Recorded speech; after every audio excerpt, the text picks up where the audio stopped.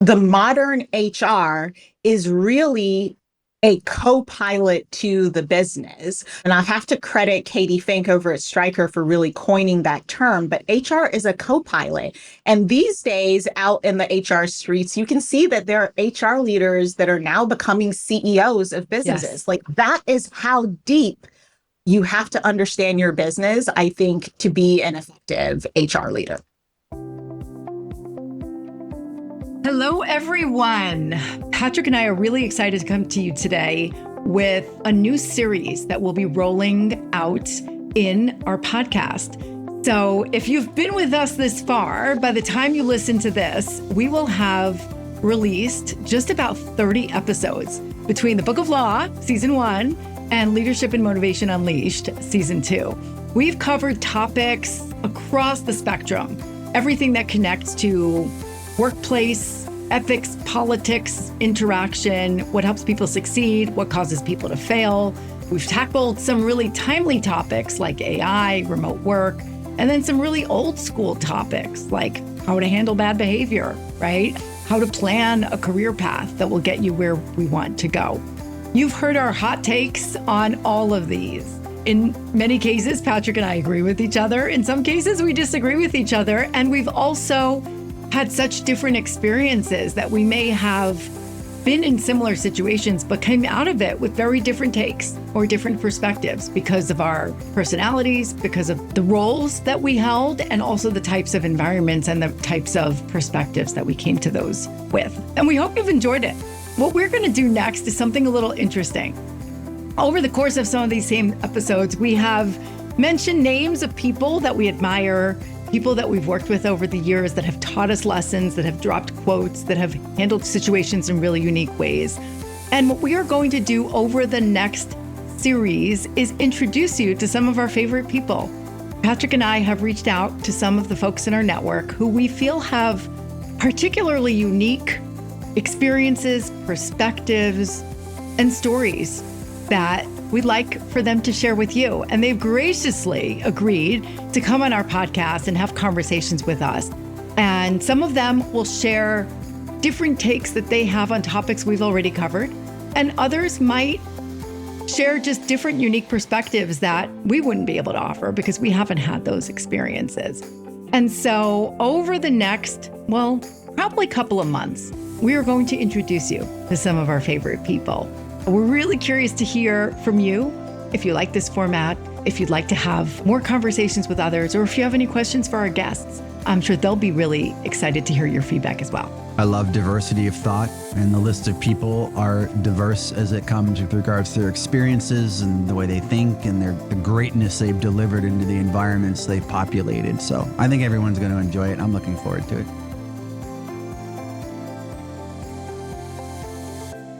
Hello, everyone, and welcome to a special episode of Leadership and Motivation Unleashed. Today, Patrick and I are really excited to introduce you to Olivia Cream. Olivia is going to be the kickoff episode of our guest series that will be rolling out over the course of this summer. As we shared previously, one of the reasons why we're doing these guest episodes is we want to bring some of our favorite people to share their unique insights about some of the topics that we've covered, right? It's not enough to hear just what Patrick and I think, but we always love bringing in different opinions and different perspectives. And who better than the fabulous Olivia Cream? So let me tell you a little bit about Olivia, and then we'll turn it over to her to share what I might have missed, and then we'll go through some questions. So Olivia and I worked together at Stryker. When I met Olivia, she was a really powerful HR leader at the company, working in some of their most critical business units that were going through a lot of M&A activity and growth. Olivia was also a leader within several of Stryker's employee resource groups. And we bonded together over our shared work on the diversity, equity, and inclusion front, specifically sharing what it feels like to be an only, right? And we might get to some more of that soon. But before I met Olivia, she had completed an incredible career in the Coast Guard, and she's got amazing stories there. She also studied to be an engineer. So Olivia approaches all of her work, whether it's HR, whether it's employee resource group work, with the analytical, curious lens of an engineer. And before Olivia started in HR, she built a career in supply chain and sourcing. So she's got perspective across multiple industries and across multiple functional areas. Olivia's always been known for her special secret sauce of leadership. She says it like it is. She's really matter of fact and straightforward. She applies a really practical lens to very strategic concepts, which not a lot of people do really well. And she's also an incredible human. So with that, Olivia, fill in some of the blanks. Tell us a little bit more about you, what you're doing these days, and what's keeping you busy. Well, first of all, Rachel, Patrick, thank you so much for having me. It's an absolute honor to be on with you today. And I don't know if I have any gaps to fill in. I'm over here with compliment hives. So thank you for that beautiful introduction. So I'd say the biggest thing to share with the audience is I've since pivoted out of the corporate space and I'm a full-time entrepreneur these days. So I'm running a fractional HR business and I also do some coaching specifically for, ambitious executive women on the side. So these days I'm kind of floating around in these entrepreneurial streets trying to figure out how to keep clients in the pipeline and still hopefully delivering some very impactful work. That's awesome. Good for you. Thank And you. shameless plug, if you're looking for an HR partner or a career coach or an executive coach, Olivia's got a great website that we'll share in the show notes. And she's actually very clear about the type of coaching she offers. And so if that aligns with what you're looking for, highly encourage that you reach out. So Patrick, why don't you start with the first question? I'm going to start with two. I know we talked about one, but I'm going to do two because you guys didn't really touch on it. Talk about your Coast Guard time. Olivia, what did you do? Where'd you go? Give it to us. Yeah, so I went to the Coast Guard Academy in New London, Connecticut. As Rachel said, I majored in mechanical engineering. So you can imagine I was like one of none women. That's not true. I think there were 5 of us. There were like 5 women studying engineering in my class. And honestly, it was great. The military academies definitely test you. There was a lot of crying, a lot of breaking, and a lot of strength that I gained from that. And I would say it also served as the foundation of my leadership. To this day, that experience still serves as the foundation for my leadership. So after I left the Coast Guard Academy, I wanted to be afloat. So I did a student engineer tour on the Coast Guard cutter Decisive out of Pascagoula, Mississippi. That's a great name, Decisive. Decisive, I love that. Yeah, so I was all Decisive and I was stationed there when Katrina rolled through. So if anybody wants any sea stories, I've got quite a few aggressive ones from that chapter of my life. And then from there, I went on to be a port engineer in Miami. And then I did my engineer officer tour, was my last tour out of St. Petersburg, Florida. So I got some really great units in my time in. And then, life happens, my husband, and got out after that. But we did a lot of counter drugs and migrant operations, mostly down in the Caribbean. And it really gave me a different perspective on life and humanity and also leadership in the worst of times, because you can imagine trying to keep a team focused on the mission when something like Katrina has happened and we don't know if our families are alive or dead. We don't know if our homes have made it or not. So it really gave me a perspective on what it takes to keep people focused and how to lead with humanity in some of the worst situations. Yeah. So you did 4 in school, 4 afloat. 4 in school, and then actually 5 afloat. Okay.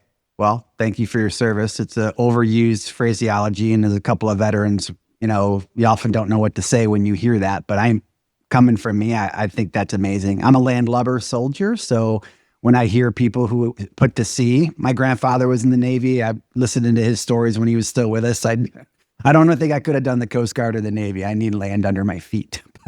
So your Katrina story is super interesting because I can't imagine the personal pressure of knowing where your family was, like you mentioned, and the professional responsibility to keep your sailors safe or guardsmen safe. What does the Coast Guard call it? Not sailors. What do they? Yeah, we call them sailors. Okay, fine. Keeping your sailors safe. That's a lot to juggle, and it's a pleasure to meet you. So I wanted to get your insight from a leadership perspective, whether it was in uniform or in your corporate uniform, or now that you're a high flying entrepreneur, when you're facing a headwind of anything ethical, moral, and maybe not even that severe, maybe just something that's troubling in the environment you're operating in, and the responsibility an individual leader has of calling it out professionally, navigating the atmosphere that you're operating in politically, operationally, technically, tactically, savvy. What is your dialogue on that? Like, for the people who listen, what should they think about if they're facing something that is calling them to act? How far do you take it before you walk? And how far do you take it to get the right people's attention to make sure it's handled properly? Patrick, I love this question, and it's going to be severely spicy. Rachel probably knows what's coming here because I'm someone that's not afraid to throw a grenade for the right reason. Amen. Here's what I would say. My values brought me to the Coast Guard. My values brought me through the Coast Guard. My values brought me into civilian, corporate executive ranks, and also out as an entrepreneur. And what's important, I think, especially for young leaders that haven't gone through something that forced you to really identify your values early, like the military does, you have to figure out what kind of leader you want to be. And you have to stand by those principles. So for me, integrity is really, really important. I remember vividly getting into an argument with a dear friend of mine who happened to be a salesperson, a big time salesperson. We're talking making millions of dollars a year salesperson. And we were arguing about an unethical situation that came up. And he was like, so if this situation came up and you could make like $10 million, you would say no to it. And I was like, abso-freaking-lutely. Like, I need to sleep at night. And he was like, well, then I will question your judgment. And I was like, well, then I'm going to question what kind of human you are. Whoa. Because the truth is, people sell their souls for money, and I'm not signing up for that. I'm not signing up for it.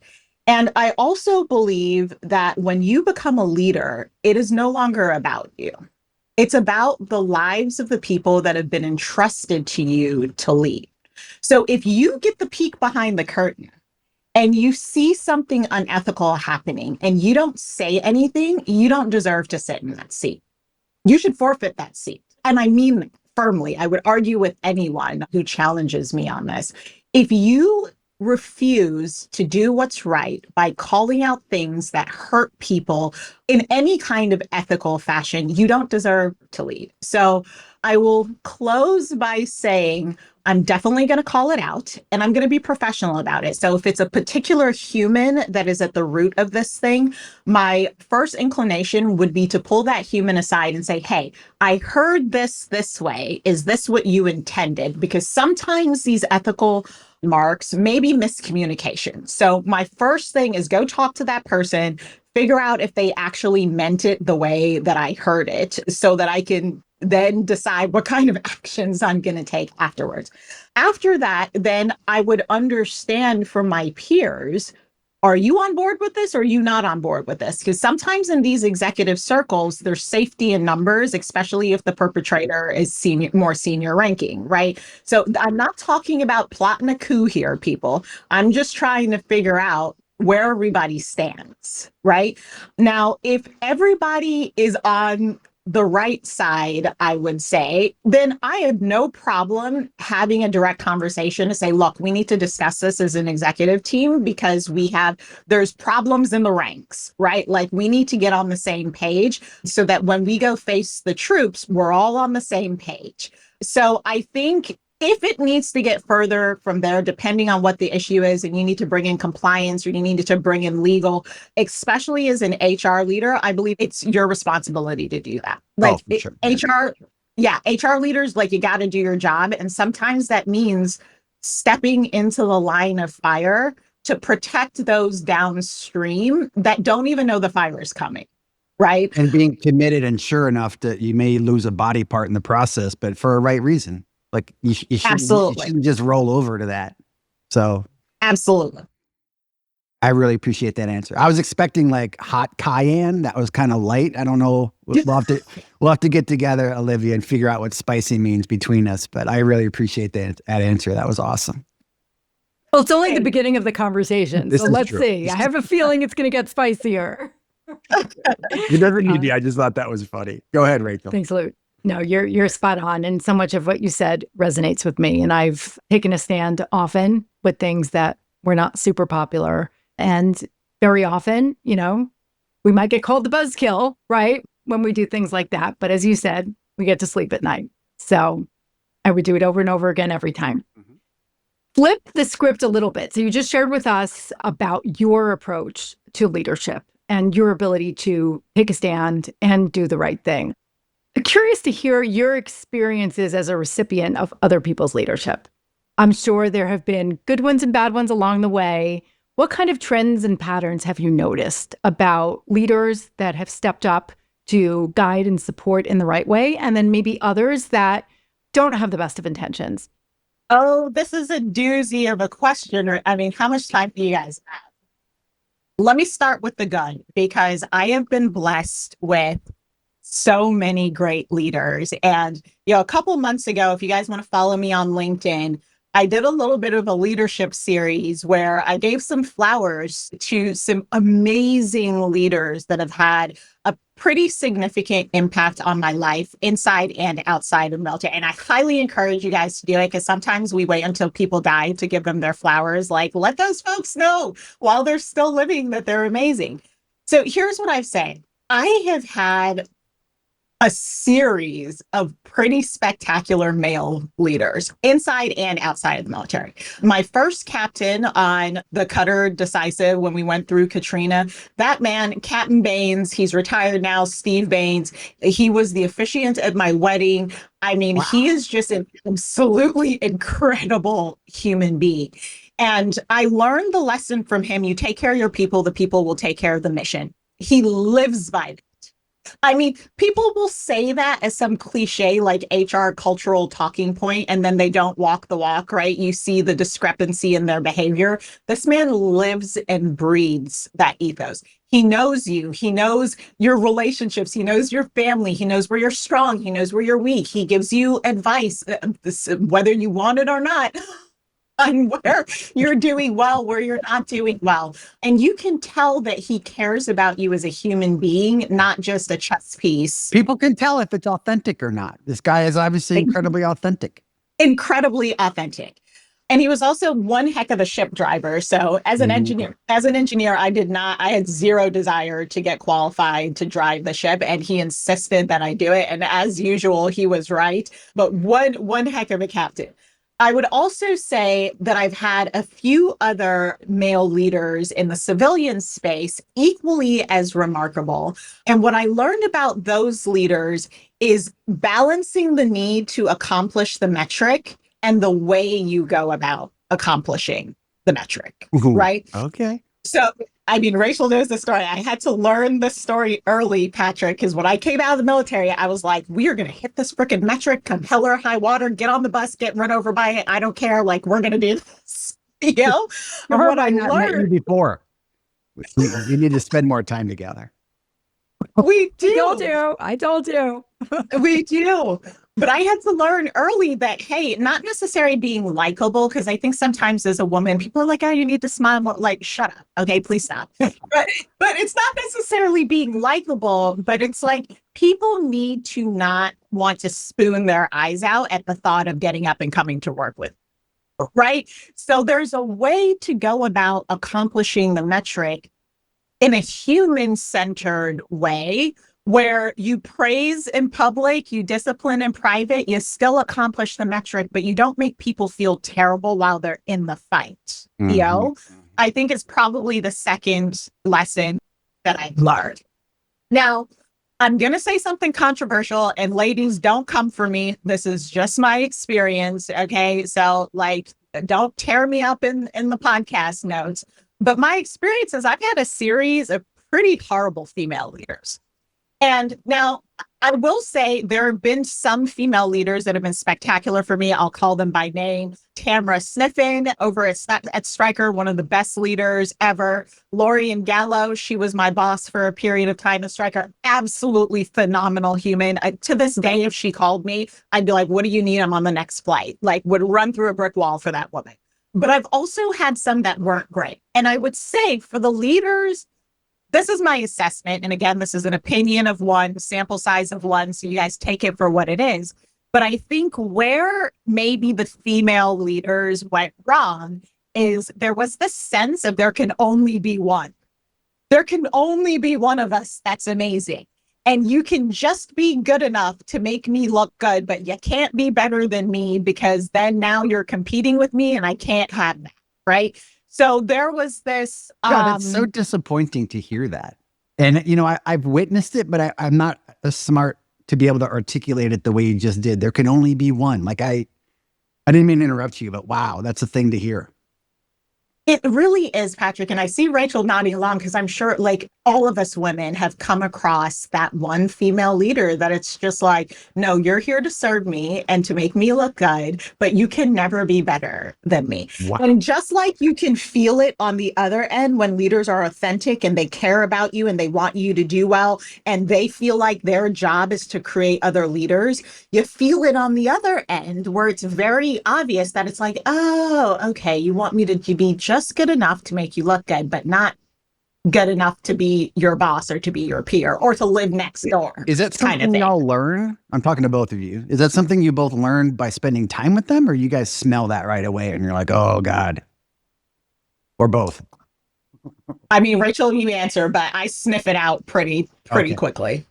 I sniff it out also. And unfortunately, you can usually sniff it out once you've experienced it. And it can even be with women who are way more senior, right? So just a quick story. I once had a peer who was more senior than I. And once a month, I had a skip level with her boss. And she joined me in that meeting. But it was my meeting. I was there to present my work, and it was my opportunity for exposure. And what I started noticing is every time the boss asked a question, she would answer it. And I was kind of annoyed because I'm like, hey, this is my one opportunity to present my work. He asked me a question. Yes, I know you know the answer, but this is kind of my space. Now, of course, we can have a conversation, but don't steal my thunder every time. And so I was thinking, what do I do? What do I do? And I said, naively, I was going to approach her and I was going to tell her how that made me feel.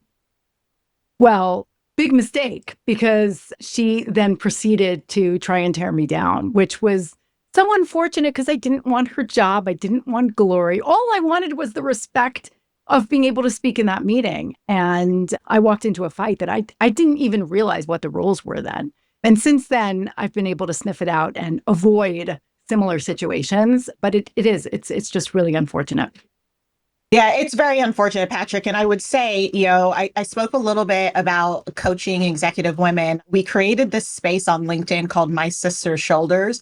And one of the things that we spent a lot of time talking about in this community of women is how not to let that experience deteriorate your self-worth. Because that's what happens to women. Right? You run up against someone that you're like, oh, someone that looks like me, someone that has my same gender, they're going to be an ally, they're going to help me. And they end up being your worst enemy. And then you're left thinking, oh my God, am I actually bad at my job? Like this whole time I thought I was good. Is it really me? Is it her? Is the gaslighting? I mean, and it really wreaks havoc on especially young leaders' self-worth and their willingness to continue to learn and grow. It's hard.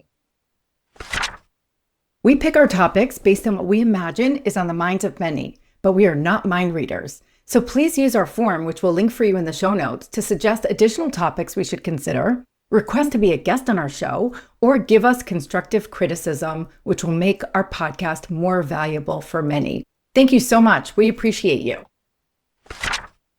Wow. I don't know what to say other than I'm sorry. Now, I have, like I think I said it a minute ago, but I have witnessed it. I've experienced it. And like being in the center of that tempest happening around me. I've been in female heavy teams most of my career. So I'm just sorry. I'm sorry that that's your experience, but I'm glad you two have the fortitude to power through, because look at you. They obviously didn't beat you down. Oh, it takes a lot more than that. Oh, for sure. Exciting.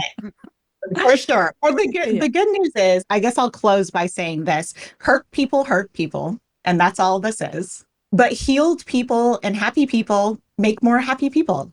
So for every one bad female leader, there are two Rachels, so hopefully in the end, good will prevail. And to Olivia's. So in your Of course. LinkedIn forum, like, do you talk about how not to be that? Because you So mentioned that you talk about how to deal with it, but is that something, or is that just inherent in them that they're going to put their thumb down on people to be the powerful one? Or is there advice on how not to be that leader? Yeah, it's a great question. So I have a couple partnerships with organizations that are fighting what they call the leadership crisis.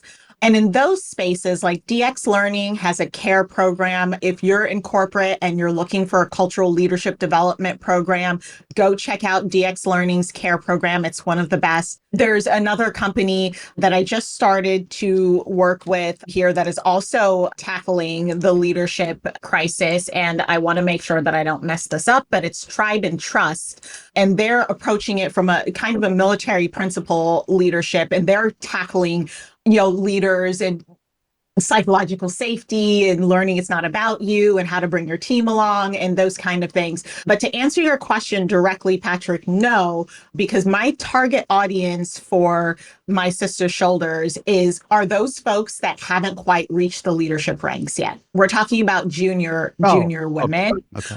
So we're teaching them how to thrive in spite of this experience, but we're not necessarily tackling, okay, now you're a leader, don't repeat the sins of the past type situation. I kind of deal with that in other spaces. I love that. Yeah. My daughter's at Northrop Grumman. She's 30, did 5 years in the military as well. She was a Seaburn officer in the Army. I'm going to turn her on to your program. Like, she apparently has a really great chain of command, but she too recently separated from the military, wants to plow through the wall. Right. Ooh, okay. Yeah, she's very aggressive in a good professional way. But I'd love to turn her onto that. So not to turn this into like, hey, I want you to meet my kid. We can keep moving here, but I'm going to do that because I love hearing this. This is amazing that you provide this for people. Yeah, I would love to talk to her. And trust me, this Olivia that you see, this is learned behavior because I was aggressive too. Yes, I got it. When we all get out, we're a little more aggressive than people can handle. Exactly. Yeah.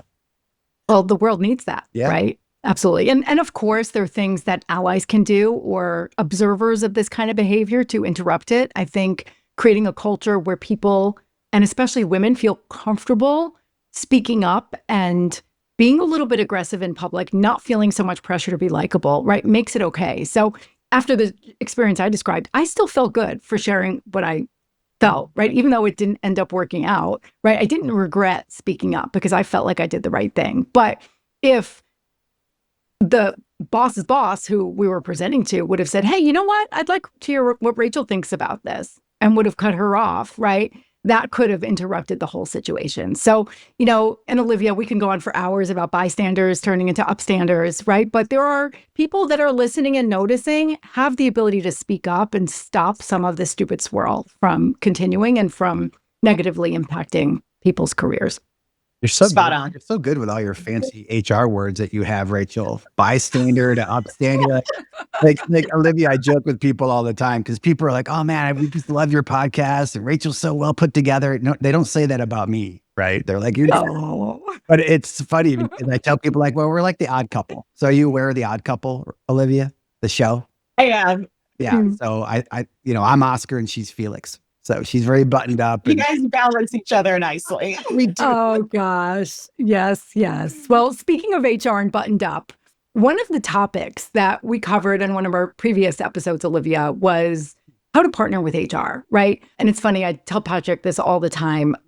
People tell me frequently, and I'm still not sure if I should take it as a compliment or not, you're not like any HR person I've ever met, or I almost didn't believe you were in HR, right? Or they tell me their horror stories of their HR partners who didn't understand the business and weren't willing to take action and were just kind of order takers.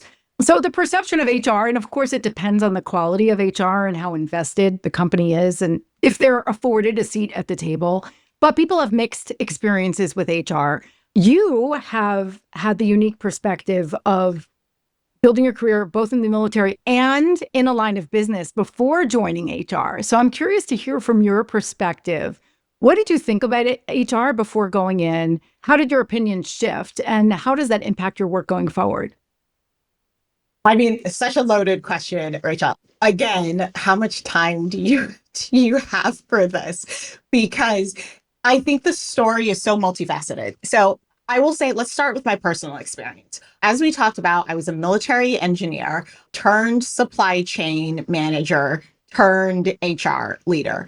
Now, it was purely fate. Rachel and I were chatting about this before we turned on the mic to record here, but I truly believe in alignment and like divine alignment, because sometimes we don't necessarily know what's best for us. And if you would have asked me, actually, if you would have said to me 15 years ago, Olivia, you're going to be an HR leader and you're going to absolutely love it, I would have had a good belly laugh in your face. Like, there is no way. Because back in those days, I was like, dealing with people all day, are you insane? No, thank you. Hard pass. Even though it doesn't come through right now, I'm a stereotypical introvert. Like, I'm going to go face down in a dark room after this. Like, I don't even want to see the cat. So stereotypical introvert. But I think when I pivoted into HR, I didn't know anything about the function. It came up as fate. My husband was still active duty military. We needed to relocate from San Jose to Northern Michigan. This is back in 2015 before remote work was cool, right? Nobody was doing it.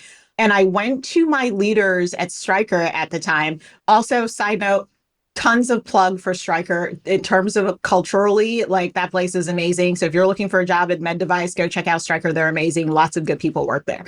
So I went to my HR leaders at Stryker and I was like, hey, here's my situation. I'm a military spouse. I don't want to have to be looking for a job every 2 to 3 years. Like, I obviously can't do my supply chain job from Northern Michigan. What do you got for me? And honestly, divine intervention, my HR leader at the time, Tiffany Zakeski, said, what do you think about HR? And I'm not going to lie, if I could have thrown up in the moment, I probably would have, because I was like, yeah, I think I made that face, Rachel. Like, it's so embarrassing now that I think about it.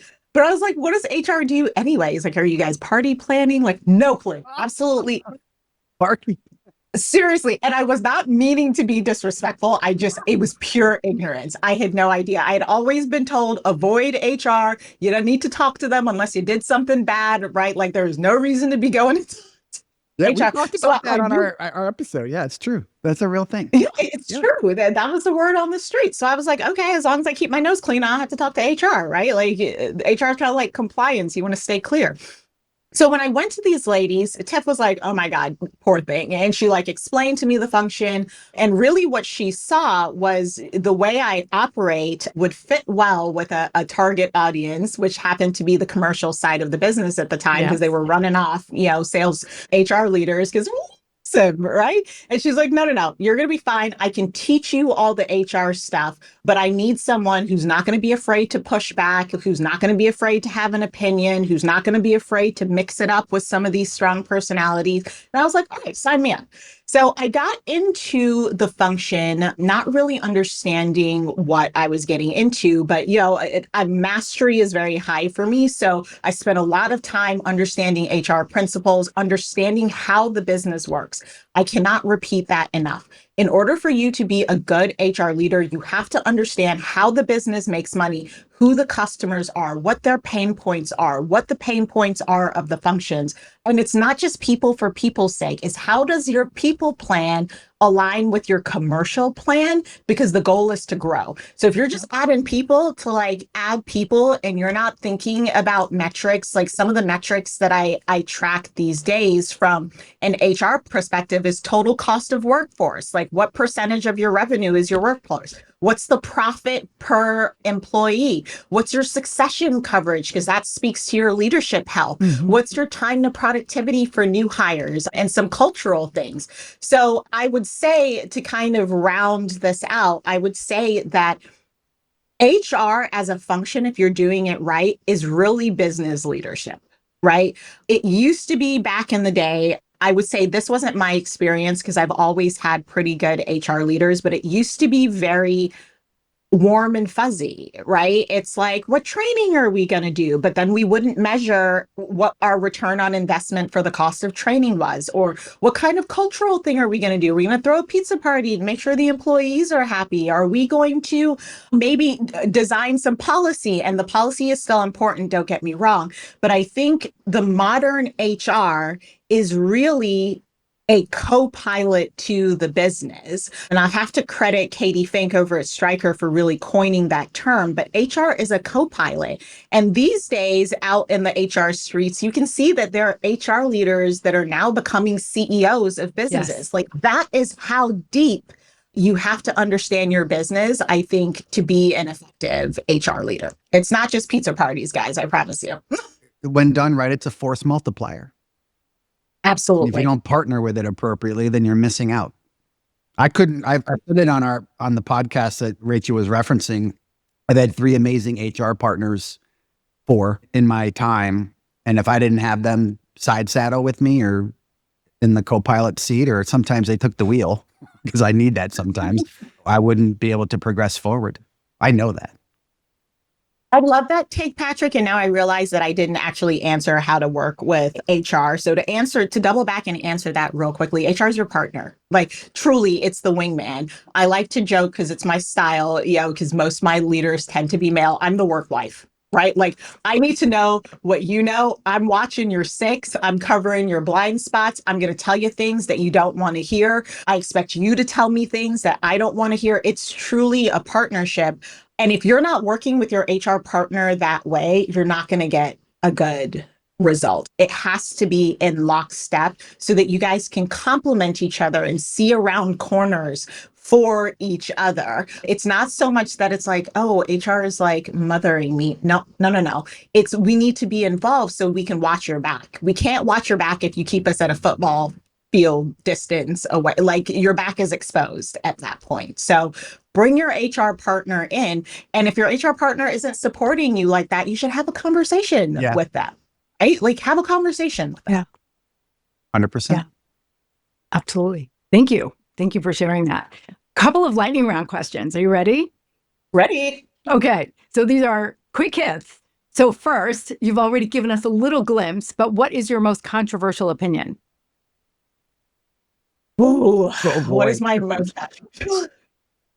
I think my most controversial opinion, and like I said, ladies, don't come for me because there are a lot of great female leaders, but I think because of perhaps the way society has tricked us over time, female leaders are a lot harder to work with than male leaders are. So for all you female leaders out there listening, don't be that way. And if you need a coach, Olivia's your gal. I want to do an episode titled How Society Tricked Us. Ooh. Yes. Oh, I love that. And we need to have maybe we'll bring Olivia you back for it. And we don't interview part of the play. Oh, Yes. I like that. That sounds really fun. Who is a leader, public or private, dead or alive, real or fictional, that you most admire? I would say Jocko Willink. I will consume his content like nobody. I did not think that's the name that would come out. Here. Yep, love him. What is one book every leader should read? Well, following up my Jocko theme, it's got to be Extreme Ownership. I think it resonates so deeply with my leadership philosophy. And I'll just say this, leadership, again, is no longer about you. And when things go well, it's your team. And when things go poorly, it's you. It's just the nature of the beast as leadership. So I think all leaders should certainly read that book. Leaders eat last. Ooh, Yeah, that's Simon another good Sinek. one. Another really good one, yes. Olivia, this has been an absolute pleasure. Thank you for generously sharing your time and for coming on to share your insights with our audience. So many takeaways, too many to mention, but lots for leaders on what to do and what not to do. I'm sure as early career folks listening in, you're probably thinking about what kind of leaders to gravitate towards, because we all have choices about who to start working for and who to continue working for. So this has been really, really enlightening. Thank you. Thank you. Olivia, where can people find you online to follow your musings and engage your services? Thanks, Rachel. It's been a pleasure to be with you. So I love to engage with folks on LinkedIn. I'm very active there. So find me on LinkedIn. It's Olivia Grant-Cream because some folks still know me by my maiden name. So Olivia Grant-Cream on LinkedIn. Or if you're looking for coaching services or keynote services, you can find me at oliviacream.com, and that will link you to all the other community pages and activities that we have going on in the social media sphere. Awesome. Thank you. Thank you. Go Coast Guard. Bye, everybody. Thanks for tuning in to Leadership and Motivation Unleashed. If you enjoyed today's episode, please leave us a rating and review. It only takes 1 minute and it helps the show grow and reach more leaders like you in search of advice and motivation. And don't forget to subscribe so you never miss an episode. Please remember to share with your friends and family and coworkers, mentors, trusted advisors. This show is for everybody. See you next time.